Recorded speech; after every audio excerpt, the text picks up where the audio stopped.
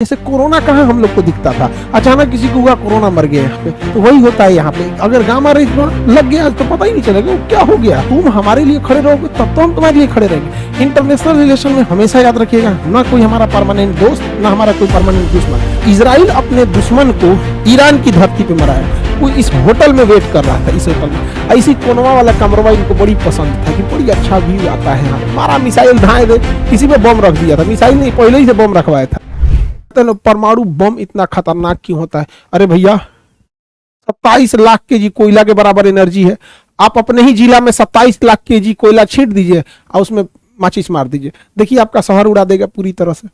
वही तो काम ये कर रहा है, बस उसमें कम ही मात्रा में उतना है स्टोर है एनर्जी यहाँ पर, इसलिए ये इतना महंगा बिकता है यूरेनियम। हालांकि कोई इसका रेट अभी तक नहीं खोला है। अब इसी यूरेनियम को रख के भड़का दिया जाता है, ब्लास्ट करता है, तो इसमें से इतनी हाई मात्रा में ऊर्जा निकलती है, इतनी ज्यादा कि इंसान वेपराइज हो जाता है, भाप बन जाता है, इंसान भाप बन जाता है। इतनी भयानक इससे ऊर्जा निकलती है और इससे दूर दूर तक इसका जो रेडिएशन होता है, हवा बहा के इसके धुआं को ले जाएगी, रेडिएशन को ले जाएगी, बाकी जगहों पर कैंसर होकर लोग मर जाएंगे यहाँ पे। इससे रेडिएशन से बचने के लिए पोटेशियम आयोडाइड की गोली खाई जाती है। हालांकि क्वेश्चन पूछा था कि कौन से जानवर पे रेडिएशन का असर नहीं पड़ेगा जिसकी त्वचा काइटिन की बनी होती है, जैसे कॉकरोच।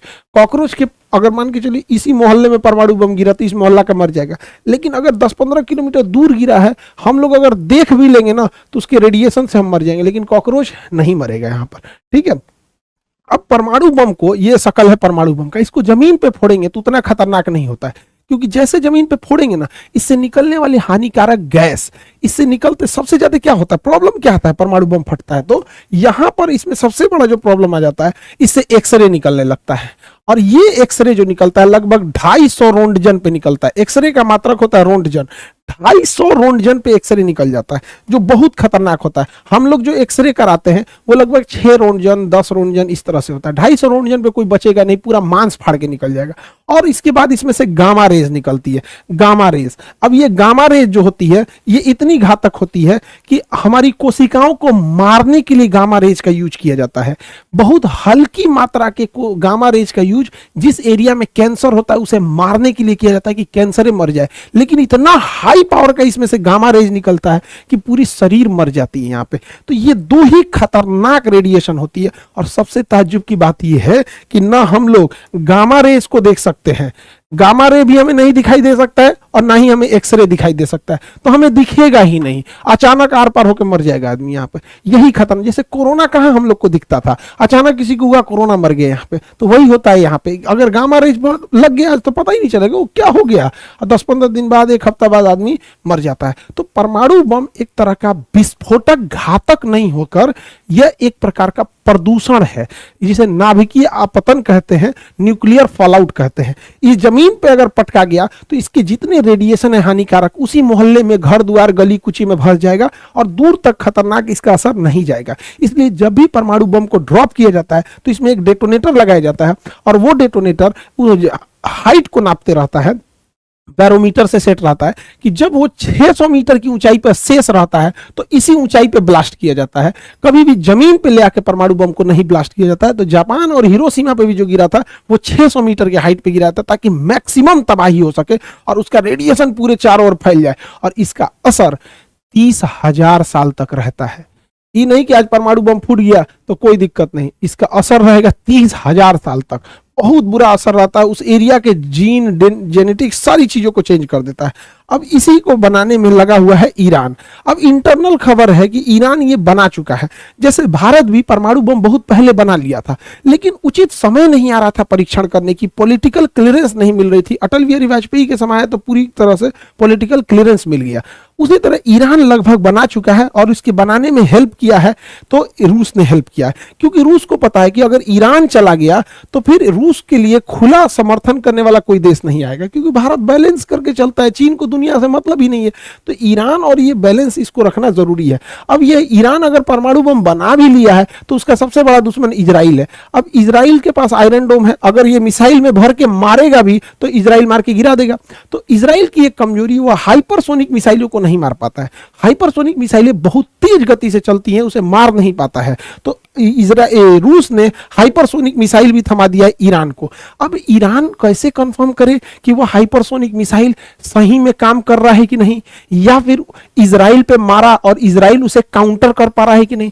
तो ईरान ने क्या किया, वही हाइपरसोनिक मिसाइल थमा दिया यमन के हूती विद्रोहियों के पास, और यमन के हूती विद्रोहियों ने यहां से चला दिया हाइपरसोनिक मिसाइल इजराइल पे, और इजराइल पे जाके गिर भी गया। अब समझो, उस मिसाइल में खतरनाक विस्फोटक नहीं है, तब ना इजराइल बच जा रहा है। अगर उसी में परमाणु बम भर दे और तब मार दे तो भैया तुम काउंटरे करके क्या करोगे, तो गिर गया वहां पर। तो ये बड़ी खतरनाक इन दोनों देशों के बीच परमाणु हमला का डर है। यहाँ पे इजराइल के पास पहले से परमाणु है।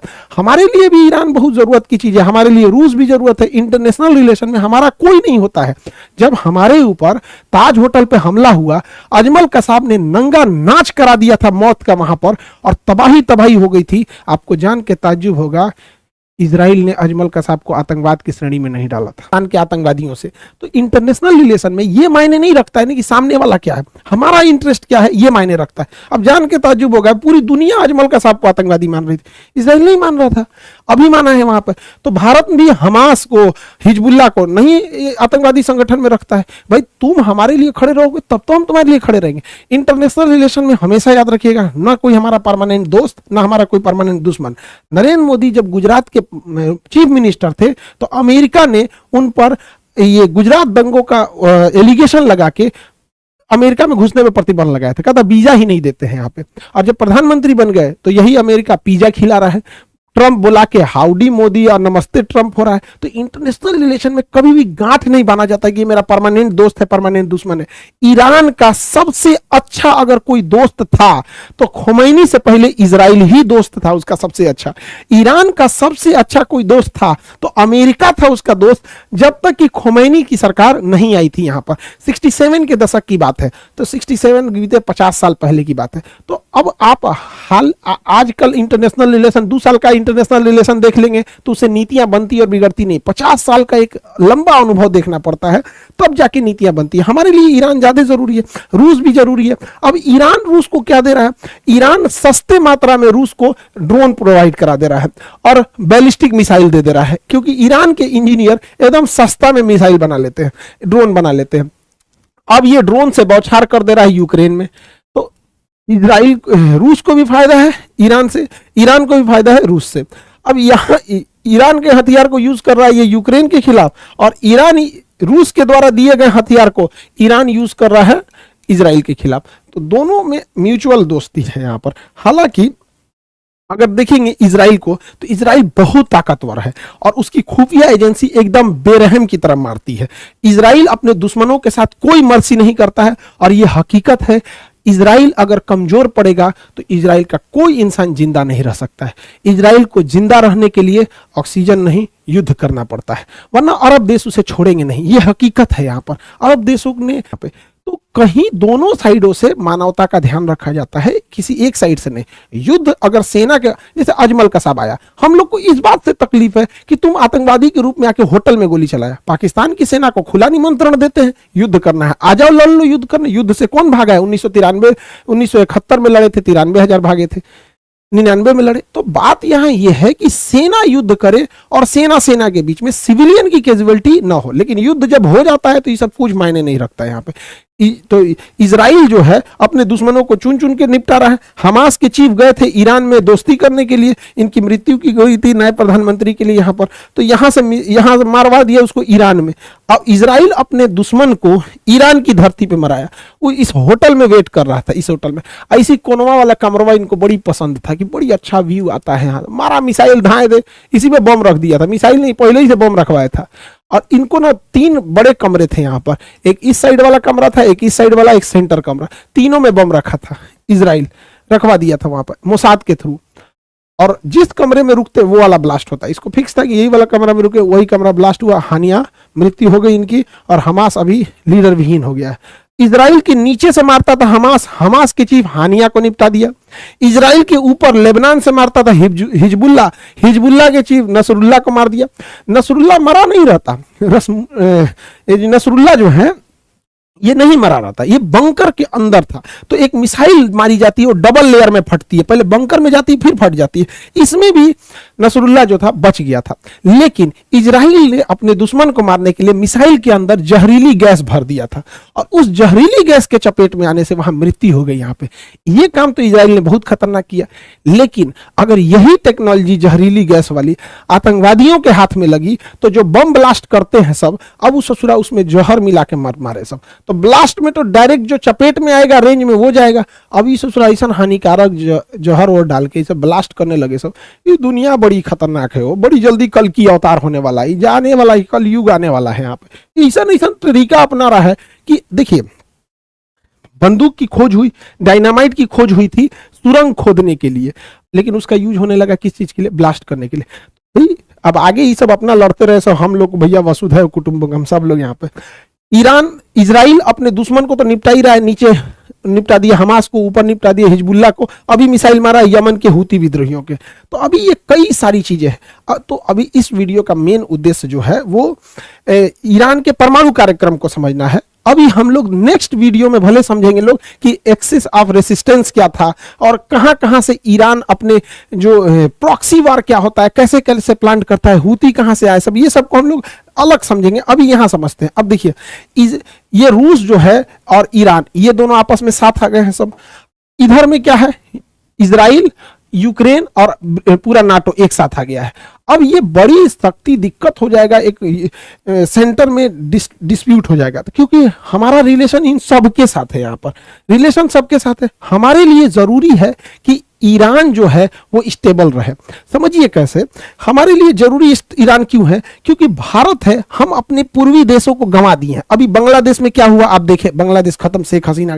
नेपाल हमको बिना मतलब का आंख दिखा रहा है, नक्शा में दिखा दिया कि भारत की जमीन हमारी है, और नोट पे दिखा रहा है क्योंकि चाइना फंडिंग कर रहे हैं यहाँ पर। श्रीलंका में क्या हुआ देखिए, भारत को भगाया गया यहाँ पे। मालदीव हम लोग को बर्बाद करने के चक्कर में अपने बर्बाद हो गया। अल्टीमेटली रिलेशन खराब हुआ कि नहीं हुआ? पाकिस्तान से तो जन्मजात दुश्मनी है, यहां से तो कभी सुधर नहीं सकता है।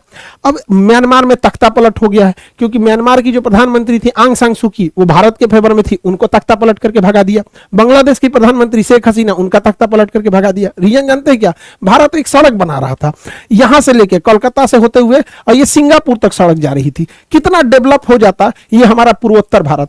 हम भारतीय अपने उत्तर भारत के राज्यों के साथ सौतेला व्यवहार किए हैं। हद तो तब हो जाता है जब उन्हें कई लोग चाइनीज बुलाने लगता है, जबकि वो लोग हमारे अभिन्न अंग है। उन्होंने ओलंपिक्स में हमारे लिए मेडल लाए हैं, आज भी वो हमारे लिए सिक्योरिटी के हिसाब से बहुत जरूरी है। तो ये सड़क बन जाती तो डेवलप होता, लेकिन वहां क्या हुआ? तख्ता पलट करके बंद हो गया। अब देखो हम लोगों के लिए चाइना यहां से एक सड़क लेके आ रहा है, सीपीईसी सड़क, और यहां पे उसने बना दिया है ग्वादर बंदरगाह। अब यहां से चाइना की एक्सेस हो गई है। पहले चाइना को डर लगता था कि चाइना को इधर से जाना था, अब वो इधर से जाएगा ही क्यों? यहां से अरब देशों से व्यापार करेगा, यहां से घुस जाएगा। तो इसको काउंटर करने के लिए हम लोग ने ईरान का चाबहार बंदरगाह लिए हैं। अब ईरान का चाबहार बंदरगाह लिए, इसी बंदरगाह से हम रेल लाइन लेके अफगानिस्तान में पहुंच सकते हैं, ताकि पाकिस्तान को काउंटर किया जा सके इस सड़क को। और हमने अपने एयरफोर्स का एक फारखोर एयरबेस रखा है तजाकिस्तान में, और यही तजाकिस्तान में हम अपने एयरबेस पे पहुंचने के लिए यही रास्ता है। इसलिए ईरान का स्टेबल रहना जरूरी है। इसी ईरान के रास्ते से हम लोग ऊपर की ओर रसिया जा सकते हैं, और यहां से हम लोग इस डायरेक्शन में जा सकते हैं। यहाँ पे तो हमें सस्ते मात्रा में तेल देता है पेट्रोलियम ईरान, और ईरान हमारे रुपया को भी एक्सेप्ट कर लेता है। अब अमेरिका का अगर इंटरवेंशन इधर हो जाएगा, इजराइल का हो जाएगा, तो सोचिए क्या होगा? वही हाल होगा जो सीरिया तबाह हो गया, इराक तबाह हो गया, अफगानिस्तान तबाह हो गया। हमने अरबों खरबों रुपया अफगानिस्तान में लगाए, अमेरिका यहां से छोड़ गया, आतंकवादी भर गए सब यहाँ पे। आज इराक में कोई नहीं जा रहा है। तो हमारे लिए ये रास्ते हैं। हालांकि हम लोग ने एक अल्टरनेटिव रूट निकाला है, लेकिन अभी ये नया नया है, कोई रूट अभी तो बना भी नहीं है। ये रूट बनते बनते टाइम लगेगा यहाँ पर। तो हमें दूसरे की लड़ाई में हमें अपने इंटरेस्ट को ज्यादा ध्यान देना है। यही इंटरनेशनल रिलेशन का मुख्य उद्देश्य होता है कि हमें अपना रिलेशन, हमारा नेशनल इंटरेस्ट कहाँ जा रहा है। क्योंकि अगर मरेगा तो ईरान गया तो हमारे लिए पेट्रोलियम की रेट सर पर चढ़ जाएंगी यहाँ पर।